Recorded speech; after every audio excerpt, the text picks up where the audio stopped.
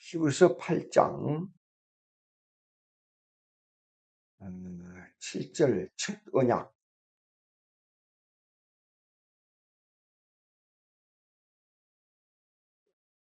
첫 언약이 무음하였더라면 그랬어요. 그러니까 언약이 완전하면 그런 뜻이에요. 그 둘째 것을 요구할 일이 없었어요. 첫 언약과 둘째 언약. 첫 언약은 십계명 언약입니다. 모세 언약입니다. 그 모세 언약은 모세 언약이 포함하고 내용이 무궁무진해요. 그것이 뭐냐 그러면 그 속에 지키면 살고 어기면 죽는다. 쉽게 말하면 1계명부터 4계명 하나님을 향해서 이렇게 지켜라. 그 지키는 것은 목숨을 다해 지켜라. 마음과 정성을 다해 지켜라. 그런데 5계명부터 10계명까지는 이웃을 내 몸과 같이 사랑하라. 1계명부터 4계명까지는 하나님을 향해서 지키는 계명이에요. 그런데 이 계명은 마음과 정성과 뜻을 다하고 목숨을 다하여 지키라 그랬어요. 그런데 이거 목숨을 다하여 지킵니까? 불가능한 일이에요, 이거요. 근데 순교자들은 언제나 1계명, 2계명 순교했어요. 많은 순교자들이 내 이웃을 내 몸과 같이 사랑하라 5계명부터 10계명을 지키기 위해서 순교한 순교자들은 거의 없어요. 대부분이 1계명부터 2계명까지예요. 이 계명은 사실 아담으로 올라갑니다. 아담으로. 아담에게 명령한 것은 지키면 살고 어기면 죽는다는 계명이었어요. 지키면 살고 어기면 죽는다. 근데 사실 이 계명은 아담의 지키면 살고 어기면 죽는다는 이 계명은 전제가 있는데 순종을 전제로 했어요. 순종을. 순종을 전제로 하지 않는 이 생명의 계명은 없어요. 그런데 모세의 십계명은 이미 모세의 십계명은 아담의 순종을 전제로 하는 계명을 포함하고 있어요. 그 거꾸로 뒤집으면 이렇습니다. 아담의 계명을 세분해서 아주 구체적으로 우리에게 설명하는 그 내용이 십계명이에요. 그러니까 십계명은 아담의 행위 언약의 재선포예요. 근데 이걸 합해가지고 옛계명이라 그랬어요. 이걸 합해가지고 첫 언약이라 그랬어요. 언약은 사실상 일방적인 하나님의 선포예요. 언약은. 왜냐하면 말로 명령한 겁니다. 그러니까 행위 언약은 행위하자면 지키면 살고 어기면 죽는다는 하나님의 절대 명령이에요. 명령. 예.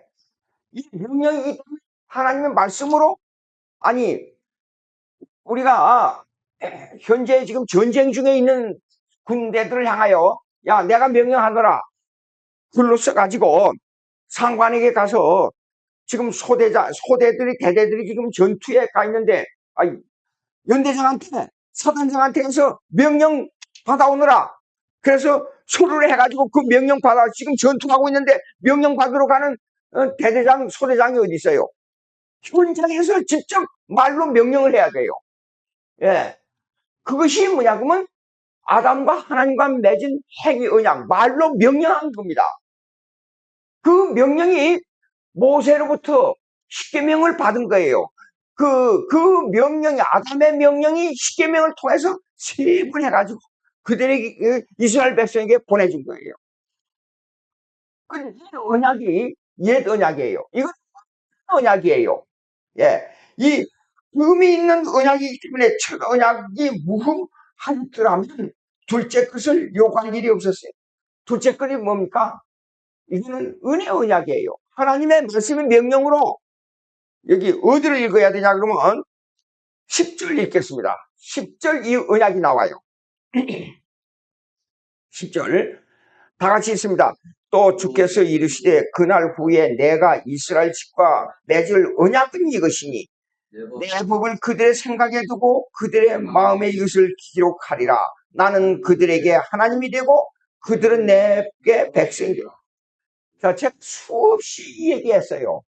언약론에 대해서. 언약에 3대 언약이 있었지 않아요? 근데 여기는 두 개의 언약만 나와요. 두 개의 언약이 뭐냐? 그러면 이스라엘 백성과 맺은 그 언약과 그 다음에 은혜 언약. 은혜 언약의 내용이 뭐냐? 그러면 그들은 내 백성이 되고 나는 그들의 아버지가 된다. 그것이 은혜 언약이에요. 예. 그러면 이 두 언약만 나와요. 두 언약만 나오는데 두 언약에 여기에 예, 이스라엘 집과 맺은 언약은 무엇이냐? 그것이 모세 언약이에요. 이스라엘 집과 맺은 언약.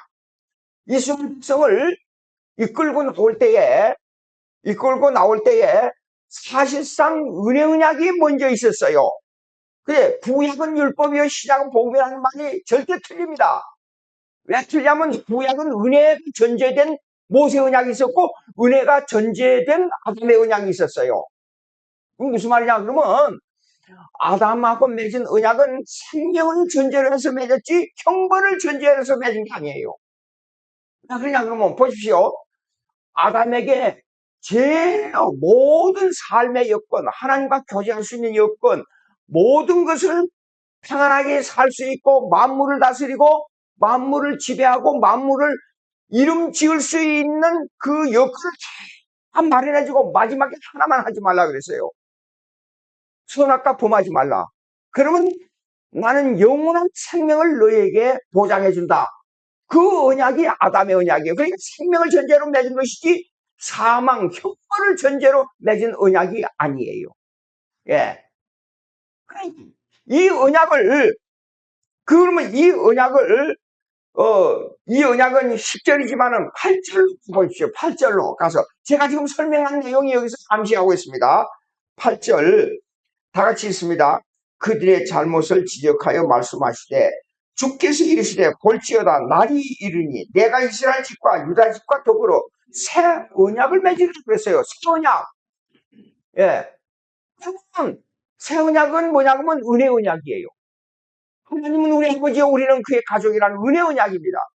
이 새 언약이 이미 전제되어 그만다. 모세 언약 속에 아담의 언약 속에 아담이 모든 것을 삶을 하나님과 교제하면서 살 수 있도록 그렇게 만들어줬고 하나만 하지 마라. 이 동산의 씨가 다 먹어.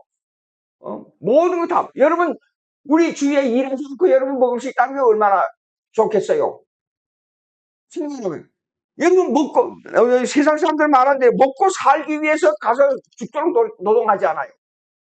이 노동이 없이 마음대로 먹을 수 있다는 그 아담의 에덴 동산 같이 된다 그러면 얼마나 좋겠어요. 근데 마지막 다 먹고 하나만 먹지 말라 그랬어요. 그러니까 하나님이 엄청난 은혜예요. 예. 이 엄청난 은혜인데 이것을 범했기 때문에 이 범한 이 형벌의 대가를 깨우쳐주기 위해서 십계명을 지신 거예요. 이걸 알기 위해서 너희는 죽음을 알기 위해서. 그러나 그 십계명 속에는 무엇이 먼저 전제되어 있었냐 그러면 이미 은혜 언약이 전제되어 있어요. 네. 자 보십시오. 애굽에서 탈출해 나올 때에 이스라엘 백성이 그 400년 동안이나 가서 애굽에서 종로를 하면서 우상 섬기는 나라에서 하나님의 십계명을 잘 지켰기 때문에 너희들이 내가 준 이 계명을 잘 지켰으므로 이스라엘 백성을 애굽에서 끄집어냈다. 그렇게 했습니까? 아니에요. 철저하게 우상에 찌들어가지고 우상 섬기는 생활을 했는데도 끄집어냈어요. 그러니까 전제가 뭐예요? 출애굽기 20장 한번 보십시다. 출애굽기 20장 1절 2절만 있습니다. 1절 하나님이 이 모든 말씀으로 말씀하여 이르시되 나는 너를 애굽 땅 종 되었던 집에서 인도하여 낸 내 하나님 여호와라. 그리고 나서 3절 보시겠습니다. 너는 나 외에 다른 신들을 내게 두지 말라. 3절부터 십계명이 나와요. 먼저 조건 없이 이스라엘 백성을 애굽 땅에서 이끌어내고 난 다음에 십계명을 줬었어요. 아담의 형편과 같아요. 아담에게 모든 은혜, 모든 먹고 일하지 않고 먹고 하나님과 교제할 수 있고 만물을 다스리는 그 능력으로 살 수 있게 만들어 놓고 하나만 지키라. 우리가 먼저였어요. 그럼 여기도 똑같이 종되었던 집에서 인도해내고 나서 그 다음에 이스라엘 백성에게 십계명을 주신 거예요. 그러면 이것이 뭐냐면 그런데도 이제 히브리서에 넘어와 보십시다. 히브리서에 넘어오게 되면 뭐냐 그러면 옛 언약이 나와요. 옛 언약. 옛 언약이 아담의 언약이고 모세의 언약이에요. 지키면 살고 어기면 죽는다는 언약이고 십계명의 언약이에요. 그런데 이 전제가 은혜가 먼저 전제되어 있었기 때문에 그것이 이 십계명을 못 지킨 이스라엘 백성들에게 뭘 해줘야 되냐 그러면 여기에서 맺은 것이 은혜 언약의 이 열매를 줘야 돼요. 은혜 언약에 그 나타난 열매가 뭐냐 그러면 중보자 예수 그리스도예요. 예. 수 있는 은혜의 덩어리 예수 그리스도예요. 왜 중보자로 그러냐? 그 뭐냐 그러면 범죄는 반드시 빚을 탕감해야 된다. 빚을. 우리가 오늘날 우리에게 죄 지은 자를 사해 준 같이 우리를 사해 주옵소서 그랬지요. 근데 이거는 사실 내용에 대한 debts, 빚이라 그랬어요. 빚진 자에게 빚을 갚아준 것 같이 그 내용 속에는 마태복음 17장, 18장에 나오게 되면 그 1만 달란트 빚진 자와 100데나리온 빚진 자가 나와요. 100데나리온은 노동자가 100일 동안 일한 거예요. 값이. 그러나 1만 달란트는 20억 불이 넘어요. 엄청납니다. 예. 그 달란트는요, 돈으로 계산할 수 없으니까 금으로 계산해야 돼요. 그렇게 엄청난 돈인데 이건 노동자가 갚을 수 없어요. 근데 하나님으로부터 우리는 1만 달란트 빚을 탕감받았어요. 근데 우리 사람들은 인간관계에 있어서 100단 데나리온 그 빚을 탕감 안 해줘요. 그러면 100데나리온은 쉽게 갚을 수 있는 돈이에요. 이 뜻은 뭐냐 그러면 우리가 쉽게 갚을 수 있는 돈을 탕감받는 것처럼 갚을 수 없는 우리의 죄를 탕감해 주시옵소서. 그런 뜻이에요. 예. 그 주기도문의 내용이. 그러니까 그 전제가 있어요. 그 전제가 뭐냐 그러면 십계명을 지킬 수 없기 때문에 그걸 갚아줄 사람이 누가 있어요? 1만 달러 갚아줄 사람은 없어요. 노동자의 빚을. 불가능합니다. 노동자가 어떻게 그걸 갚아요? 근데 그걸 대신 갚아준 사람이 누구냐 그러면 그걸 보고 중보자라고 중보자. 예수 그리스도. 우리의 죄인 겁니다. 예. 그러면 여기에 중보자가 나오는데 자 보시오. 6절 읽겠습니다. 6절.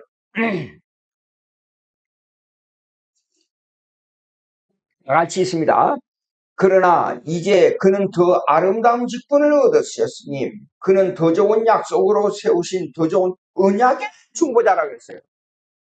하나님께서 그냥 야, 난 너 빚 갚아줄게. 괜찮아. 그게 아니에요. 이 죄진 사람의 빚을 요거 사람이 이렇게 있잖아요. 근데 이쪽 사람은 사실은 하나님이 하나님인데 보이는 것은 사람으로 보이는 거예요. 근데 이건 사람인데 이건 이 죄로 가득 차 있어요. 그 하나님이기 때문에 죄가 없어요. 근데 이거 하나님 아버지 여기 계세요. 근데 하나님 아버지가 이 사람에게서 빚을 받아야 돼요. 근데 능력이 없으니까 빚을 받을 수가 없는 거예요. 근데 대신 빚을 갚아주는데 무죄한 자로부터 이 이 대가를 이 사람에게 넘겨주는 거예요. 이것이 바로 중보자의 역할이에요. 근데 이것이 뭐냐 그러면 어떻게 하다가 그렇게 된 게 아니고 언약의 중보자라 그래서 이게 중요한 말입니다. 언약의 중보자. 하나님께서 옛 언약이 있었잖아요. 흠이 있는 언약. 그거는 아담의 언약과 모세의 언약이에요. 이거는 인간이 지킬 수 없기 때문에 이거는 빚을 지고 있어요. 항상 우리가 하나님 앞에 빚진 자예요. 빚을 지고 있는데 이 빚을 지고 있는 것을 하나님께서는 왜 이렇게 이 무지한 자에게 이걸 넘기느냐 하는 그 원인이 뭐냐 그러면 그것이 예정론이에요. 예정론. 예정론이 뭐냐 그러면 창세 전에 이 사람을 구하기로 하나님의 아들로 백성으로 삼기로 자녀로 삼기로 결정해 놨어요. 이것이 바로 언약의 백성이에요. 창세 전에 언약이 결정됐어요. 구원하기로. 이 결정 사항을 이행하기 위해서 하는 수 없이 예수 그리스도를 여기다가 예정해 놓은 거예요. 중보자로서. 그래서 이 내용은 은혜 언약의 내용은 뭐냐 그러면 하나님은 우리 아버지요 우리는 그의 백성이에요. 예. 이 언약의 중보자. 그러면 왜 언약 중보자냐? 우리의 죄를 대신해 십자가에 돌아가신 중보자 그렇게 말하지 않고 왜 언약의 중보자냐? 여기 중요한 말이란 말입니다. 언약의 중보자는 건 뭐냐 그러면 결국은 언약의 중보는 예정론으로 들어가야 돼요. 창세전 예정론으로. 창세전 예정론으로 들어갔다는 말 무슨 말이냐 하면 이것이 하나님 아버지, 아버지, 그 다음에 아들 예수 그리스도, 그리고 여기에서 태어난 예정 선택받은 자들, 선택된 자, 요 관계예요, 요 관계야. 아버지와 아들은 이 선택자들을 위해서 십자가에 못 박혀 죽어서 죄값을 치르겠다 하는 아버지와 아들의 약속을 갖다가 구속 언약이라 그래요. 이걸 구속이에요. 아버지와 아들이 두 인격체가 하나님인데도 불구하고 두 인격체가 이 선택된 자를 위하여 죄값을 치루어 주겠다는 구속을 약속한 겁니다. 그래서 구속 언약이라 그래요. 예. 그럼 은혜 언약은 뭐냐 그러면 이 아들을 말이야. 그러면 이 은혜 언약은 아버지와 아들들 선택된 자의 관계예요. 이 선택된 자 아버지가 이 사람들을 선택했기 때문에 그냥 선택해서 끝. 그게 아니고 하나님은 우리의 아버지이기 때문에 아버지와 가족 관계를 맺어야 돼요. 그게는 백성의 관계를 맺어야 돼요. 그냥 너희들이 범죄해서 범죄. 이 범죄는 뭐냐면 옛 언약에서 실패했던 그 말이에요. 옛 언약에서. 흠이 있는 언약으로 너희에 다가와. 예? 이 실패한 것을 이걸 완전히 씌워버리고 너는 내 아들이야. 너는 내 백성이야. 나는 너의 아버지야. 그것이 새 언약이에요. 중보자를 통한 은혜 언약이에요. 이게요. 지금 그 내용입니다. 이 말씀이요. 자, 그러면 이 언약에 대해서요. 그러면 성경이 그냥 두 번 얘기한 게 아니고 이미 아브라함의 언약에서부터 요한계시록까지 계속 정말로 지속되어 나오고 있단 말입니다. 이게 중요한 거예요. 창세기 17장 4절 5절 다 같이 읽습니다. 보라 내 언약이 너와 함께 있으니 너는 여러 민족의 아버지가 될지라. 이제 후로는 내 이름을 아브람이라 하지 아니하고 아브라함이라 하리니 이는 내가 너를 여러 민족의 아버지가. 자, 이 언약이 나오지요. 언약이 나오는데 민족이 나와요. 이 말은 뭐냐면 아브라함은 사실상 이스라엘 민족의 하나님만이 아니고 여러 민족, 그 민족의 이스라엘 민족의 조상만 아니고 여러 조상이에요. 그러니까 진짜 우리는 아브라함의 자손이 됐다 그 말입니다. 믿기 때문에.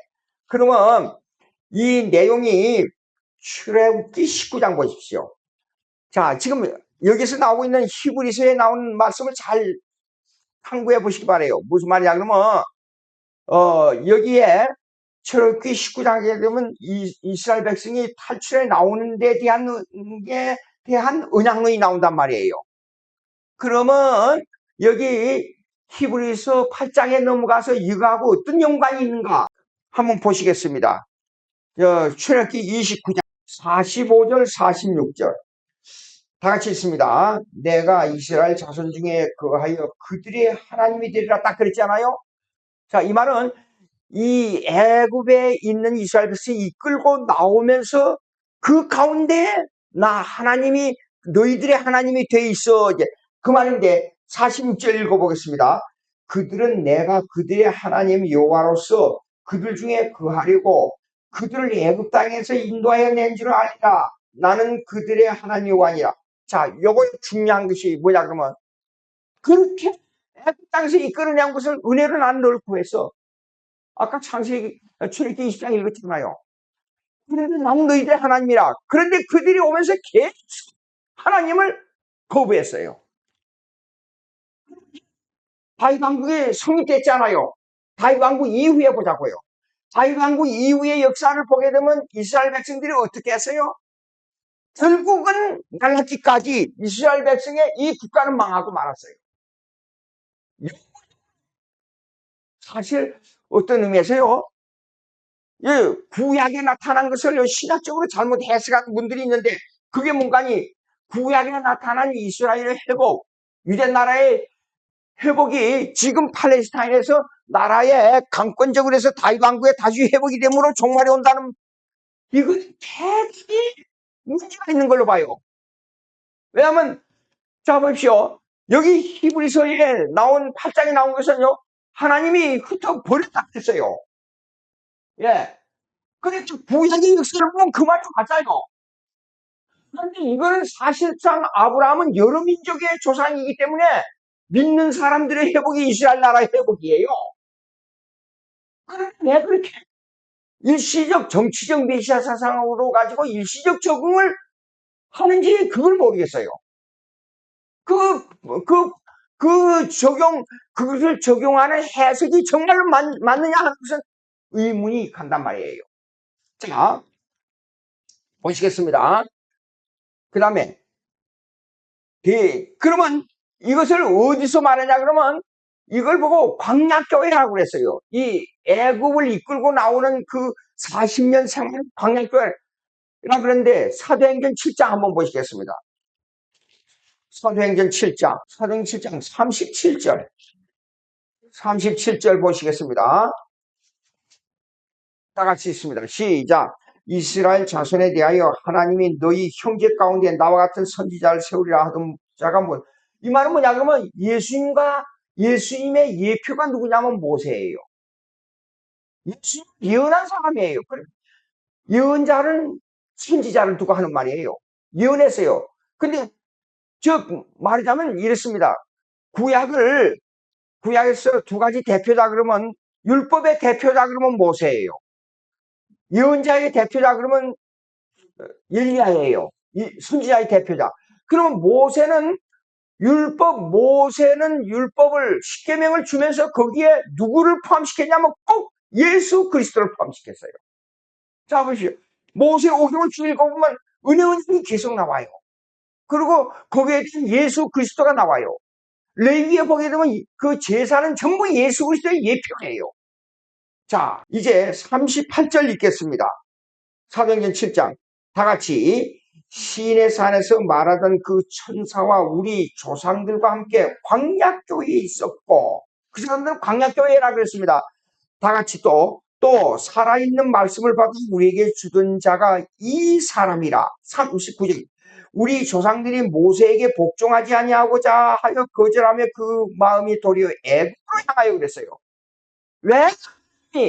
그들의 마음을 돌이켜가지고 율법 아래 있으며 그 광야교회에서도 모세를 원망하지 않고 자꾸 따로 만들 수 있었는데 왜 그렇게 내버려뒀느냐 하는 문제가 있어요.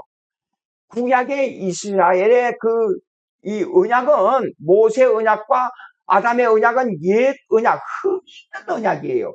그거는 예표이지, 그것이 영원한 현세에 있어서의 영원한 천국으로 바로 연결되는 게 아니란 말이에요. 그거는 어느 언약으로 들어가야 온전한 언약이냐? 새 계명, 은혜 언약으로 들어가야, 예수 그리스도를 중보로 하는 은혜 언약으로 들어가야 이것이 온전한 언약의 성취라 그 말이에요. 그런데 모세 언약, 아담의 언약은 흠이 있는 언약이에요. 그런데 옛 언약은 문제가 있어요. 예, 새로 해야 돼요. 중보자로 한. 자, 그러면 이렇게 하겠습니다. 계시록 5장 10절 같이 읽어보겠습니다. 그들로 우리 하나님 앞에서 나라와 제사장들을 삼으셨으니 그들이 이 땅에서 왕노릇하리로다. 자, 여기 보세요. 지금 은혜 언약은 반드시 뭘로 연결되냐 그러면 제사직으로 연결돼야 되고 제사장이 왕노릇하는 걸로 연결돼야 돼요. 무슨 말이냐 그러면 우리는 그 베드로전서 여러분 다 읽었습니다. 읽으면 거기에는 우리는 제사장이에요. 제사장이라는 말은 무슨 말이냐면 구약의 제사장은 그 십계명을 어긴 사람들의 죄를 갖다가 짐승의 피를 가지고 제사 드림으로 그 죄를 사함받는 역할을 해주는 사람이 제사장이에요. 그런데 구약에는 흠이 있는 모세의 율법, 아담의 율법이 흠이 있었기 때문에 그런 현세에서 제사직이 필요했는데 이건 예수님을 예표하는 거예요. 그런데 이건 그림자의 역할을 하고 있었기 때문에 이거는 뭡니까? 예수님 오심으로 실체가 오심으로 말미암아 이 그림자는 흠이 있는 거니까 이건 없어져요. 소용이 없어요, 이거는요. 그러니까 실체인 예수님을 통해서 우리가 바로 하나님께 나가기 때문에 구약에 우리의 죄를 가지고 하나님에게 나갈 수 있는 길을 열어준 사람이 제사장인데 이제는 우리의 제사장이 그 길을 열어놔서 터버렸어요. 그러니까 우리가 바로 하나님께 나아가요. 그렇기 때문에 우리 자신이 제사장이에요. 그러니까 우리가 이제 하늘에 가지 않아요. 그러면 천사들을 호령해요. 그리고 우리가 왕노를 해요. 예수님과 같이 함께 왕노를 해요. 왕노를 한다는 말은 무슨 말이냐 그러면 모든 걸 다스린다는 개념이 아니라 예수님과 하나님의 자녀로서의 동등한 이치에 있단 말이에요. 그러니까 예수님은 우리의 형제예요, 형제. 그래서 예수님을 보고 맏아들이라 그런 거예요. 그러니까 그 천국에서 이렇게 천사를 호령할 수 있는 왕노를 하는 대로 연결이 된단 말이에요. 그것이 뭐냐면 예수님을 중보자로 믿는 우리가 하늘나라에 가서 하늘에서 이 호령하는 왕노릇 하는 그것이 우리 위치가 제사직하고 연결이 된다 그 말이에요. 예.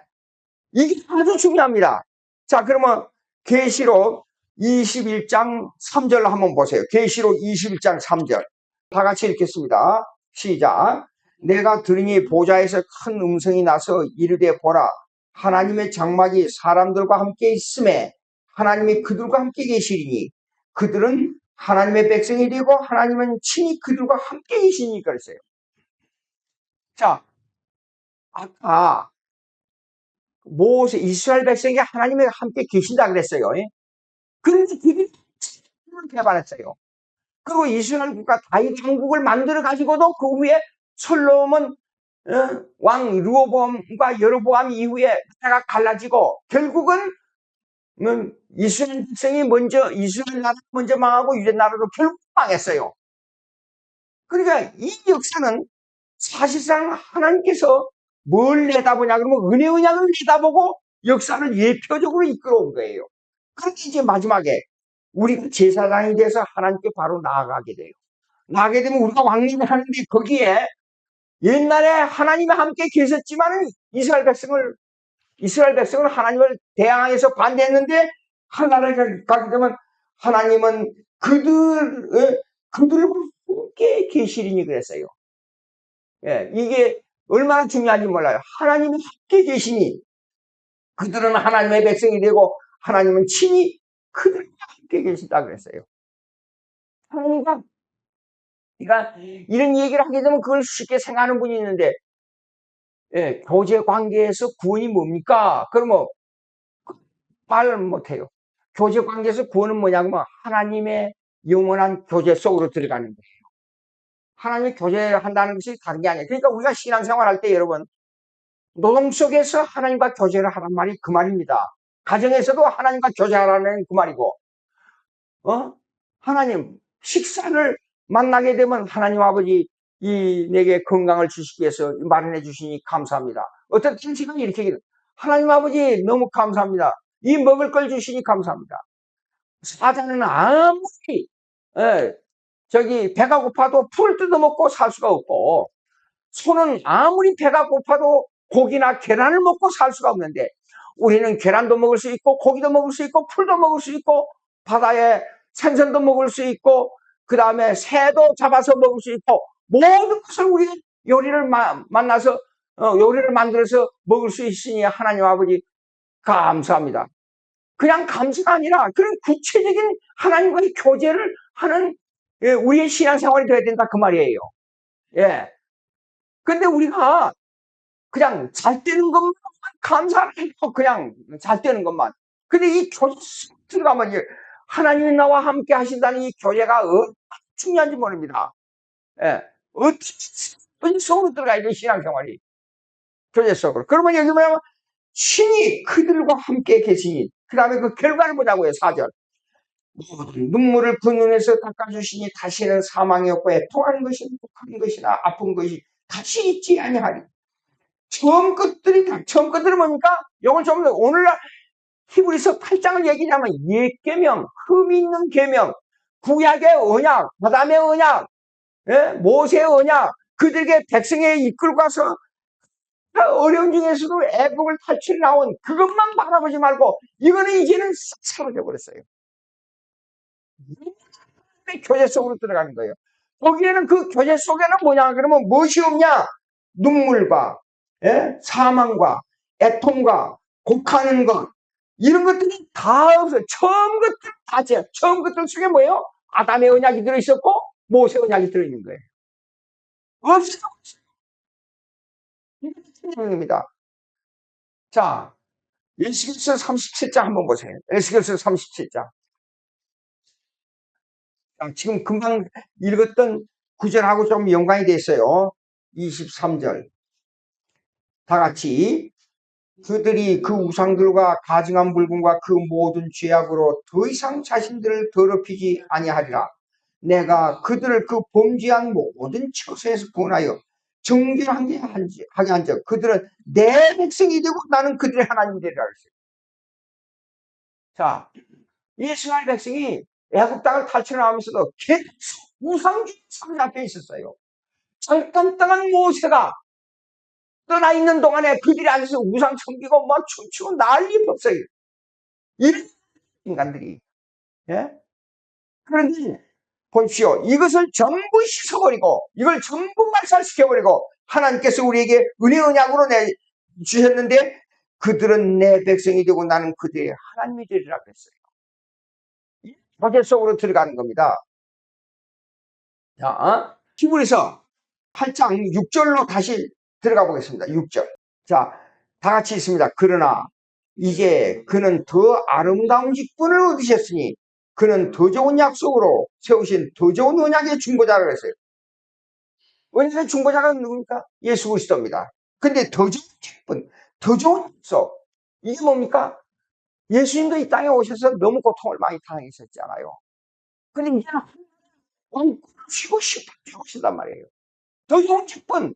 근데 그 약속이 뭐냐면 우리와 함께 하는 약속이에요.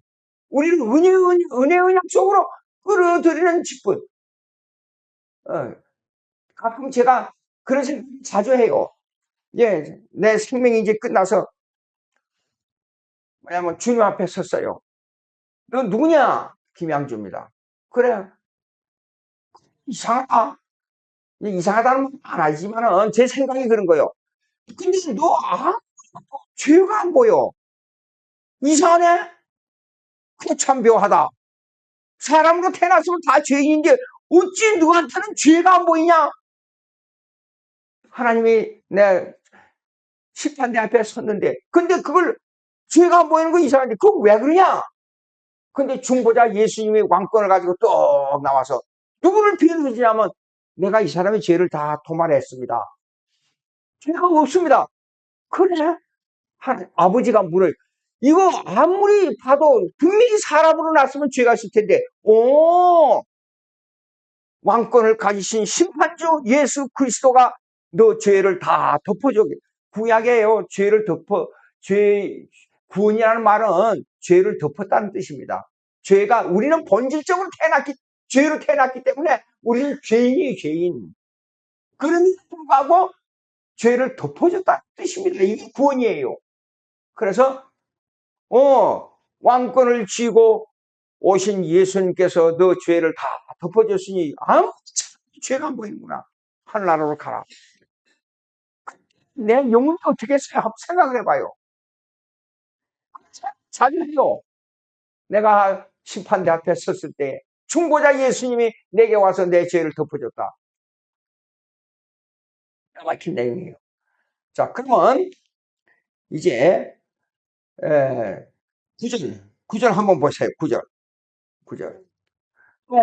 시작. 또 주께서 이르기를 이 언약은 내가 그들의 열조와 손을 잡고 애굽 땅에서 인도하던 내던 날에 그들과 맺은 언약과 같이 아니하도다. 그들은 내 언약 안에 머물러 있지 아니하므로 내가 그들을 돌보자. 아까 제가 이 얘기했던 거 언약을 맺었어요. 분명히. 그리고 애굽 땅에서 구원해 내리라. 그런데 40년 동안 광야 생활하면서 얼마나 불편하고 얼마나 심해. 예. 그런데 언약 속에는 누가 들어있어요? 그들 이스라엘 백성들 나오는 그 사람들만 언약 속에 들은 게 아니라 진짜 언약 속에 들은 사람들은 누구예요? 아브라함의 자손들이에요. 그 아브라함의 자손들은 이스라엘 백성 유대인들만이 아브라함의 자손이 아니다. 아브라함을 믿음의 조상으로 해서 중보자 예수 그리스도를 믿는 진짜 아브라함의 자손들이란 말입니다. 예. 이것이 옛날 흠이 있는 언약 속에 들었기 때문에 하나님 내버려 둔 거예요. 창세전에 선택받은 구속 언약 속으로 말미암아 선택받은 백성 속에 안 들어와 있어요. 그렇기 때문에 이 사람들은 내버려 둬요. 진짜 하나님의 백성이 아니에요. 예. 그러면 이제 10절을 읽어보겠습니다. 다 같이. 또 주께서 이르시되 그날 후에 내가 이스라엘 집과 맺은 언약은 이것이니 내 법을 그들의 생각에 두고 그들의 마음에 이것을 기록하리라. 나는 그들에게 하나님이 되고 그들은 내 백성. 되리라. 이 백성이 되나 이 말은 아브라함 거기서 끝나는 게 아니라 계속적으로 내려왔고 역사서에서도 나오고 열왕기서에도 나오고 특별히 선지서에 이사야, 예레미야 엄청 나와요. 예레미야 30장 24절부터 21절부터 읽으면 더 은혜가 되는 내용이 나옵니다. 21절 있습니다. 그 영도자는 그들 중에서 나올 것이요 그 통치자도 그들 중에서 나오리라. 내가 그를 가까이 오게 하리니 내가 내게 가까이 오리라. 참으로 담대한 마음으로 내게 가까이 올 자가 누구냐? 여호와의 말씀이라. 너희는 내 백성이 되겠고 나는 너희들의 하나님이라. 이게 언약. 하나님 앞에 나올 사람이 누구예요? 이스라엘 백성 모세를 따라 나온 사람들이에요? 아니에요. 그 중에서 모세를 따라 나온 사람들 중에서도 아브라함의 자손이 믿음의 자손이 될 수 있는 사람이 있고 믿음의 자손이 될 수 없는 사람이 있어요. 예. 똑같아요. 우리가 한국 사람으로 태어났지만 한국 사람으로서 예수 믿는 사람이 선택된 사람이 있고 버림을 받은 사람이 있어요. 그럼 진짜 아브라함의 자손이 누구냐 하는 문제가 나와요. 아브라함의 자손이 누구냐? 은혜 언약 속에 너희들은 내 백성이 되겠고 나는 너희들의 하나님이 되리라 하는 이 언약의 당사자가 누구냐 그 말이에요. 이게요. 하나님 아버지가 그 당사자 백성이 누구냐 하는 말이에요. 로마서 한번 찾아보겠습니다. 로마서 4장 13절. 자, 다 같이 있습니다. 아브라함이나 그 후손에게 세상의 상속자가 되리라고 하신 언약은 또 언약이나 율법으로 말미암은 것이 아니요 오직 믿음의 의로 말미암은 것이니야. 만일 율법에 속한 자들이 상속자이면 믿음은 헛것이 되고 약속은 파기. 왜 율법 아까 첫 언약은 흠이 있다 그랬잖아요. 그러니까 믿음이 온 후로는 이 율법은 흠이 있는 것이기 때문에 우리가 하나님의 백성의 언약을 맺는 데는 이것이 의미가 없다. 그런 뜻이단 말이에요. 근데 그러면 예, 의로운 말만 것이니 14절 다 같이 있습니다. 만일 율법에 속한 자들이 상속자이면 믿음은 헛짓이 되고 약속은 파기되느니라. 다 같이 또 15절 율법은 진노를 이루게 하나니 율법이 없는 곳에는 본법도 없느니라. 예, 그 다음에 16절 다 같이 읽습니다. 그러므로 상속자가 되는 것이 은혜에 속하기 위하여 믿음으로 되나니 이는 그 약속을 모든 후손에게 굳게 하려 하심이라. 율법에 속한 자에게뿐 아니라 아브라함의 믿음에 속한 자에게도 그러하니 아브라함은 우리 모든 사람의 조상이라 그랬어요. 그래서 우리가 예수 믿지요? 그럼 우리는 아브라함의 믿음을 따르는 조상이 아브라함이 우리의 조상이에요. 예. 이렇게 해서 그러면 여기서 율법이 필요 없느냐는 문제가 나와요. 그런데 율법의 용익이 있습니다. 왜 율법이 그냥 율법을 주신 목적은 있습니다. 정죄하기 위해서 주신 게 아니라 사실상 율법은 우리에게 주신 목적은 은혜를 전제했다 그랬잖아요. 좋기 때문에 율법은 우리에게 믿음을 일으키는 유익이 돼요. 첫째, 죄를 하기 때문에. 죄를 하기 때문에 율법은 우리에게 유익이 돼요. 율법의 무용론이 믿음으로 말미암아 구원 얻으시니 율법이 필요 없다. 그건 아주 위험한 겁니다. 3장 31절 보십시다. 3장 31절. 죄를 깨닫게 하는데 3장 31절 다 같이 로마서 3장 31절 그런즉 우리가 믿음으로 말미암아 율법을 파기하느냐 붙수느니라 도리어 율법을 굳게 세우느니라 그랬어요. 스스로 하나님을 순종하려고 그러죠. 그러니까 순종을 전제로 맺은 언약이 이 언약이란 말이에요. 순종하지 그것을 순종하지 않고 내 마음대로 살아라 그래서 행위 언약을 맺은 게 아니란 말입니다. 예. 이 언약을 맺었기 때문에 율법이라고 해서 우리에게 믿음을 일으키는 무학선생이라고 그랬어요. 예. 아주 중요합니다. 자, 그러면 9장 25절 한번 저기 보시겠습니다. 이거는 로마서 9장 25절. 요거 좀 거리가 있는 것 같지만은 생각을 좀 많이 해야 돼요. 로마서 9장 25절. 다 같이 읽겠습니다. 호세아의 글에도 이르기를 내가 내 백성이 아닌 자를 내 백성이라 사랑하지 않은 자를 사랑한 자라고. 자, 보십시오. 광야에서 이끌고 이스라엘 백성이 이끌고 나올 때 이게 그들이 하나님의 사랑이라는 사랑 자체를 몰랐어요. 단어 자체를 몰랐어요. 근데 그들을 보고 내 백성이라고 했어요. 그건 예표적으로 말합니다. 그러나 진짜 백성은 뭐냐면 아브라함으로 올라가야 돼요. 아브라함의 속한 자가 누굽니까? 그의 백성이 누굽니까? 믿는 자들이에요. 그런데 우리는 사실 믿을 필요가 없어요. 아브라함이 가지고 있던 믿음을 우리도 똑같은 믿음을 가지고 있다는 것은 아브라함이 믿는 그 피를 우리가 가지고 있다 그런 뜻이에요. 그 다음에 26절 읽겠습니다. 26절 다 같이 너희는 내 백성이 아니라 한 그곳에서 그들이 살아있는 하나님의 아들이라 일컬 받으라 그랬어요. 이건 호세아 1장에 나온 말입니다. 호세아 1장은 그렇죠. 그들이 하나님을 그렇게 배반했는데도 불구하고 나는 너희를 택했어요. 이스라엘 백성이라. 그렇죠. 그래요. 이것이 은혜 언약입니다. 시간이 돼서 여기서 마치도록 하겠습니다. 잘 생각하십시오. 신앙생활은 그냥 믿고 어떻게 때문에 그냥 얼렁뚱땅 넘어가는 게 아니고 어떻게 살아야 되느냐 하나님과 교제 관계로 들어가는 것이 신앙생활입니다. 기도하십시오. 하나님 아버지 감사합니다.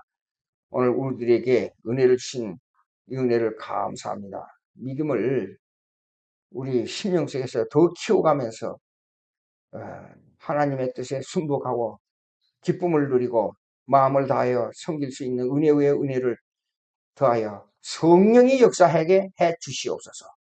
예수님의 이름으로 기도합니다. 아멘.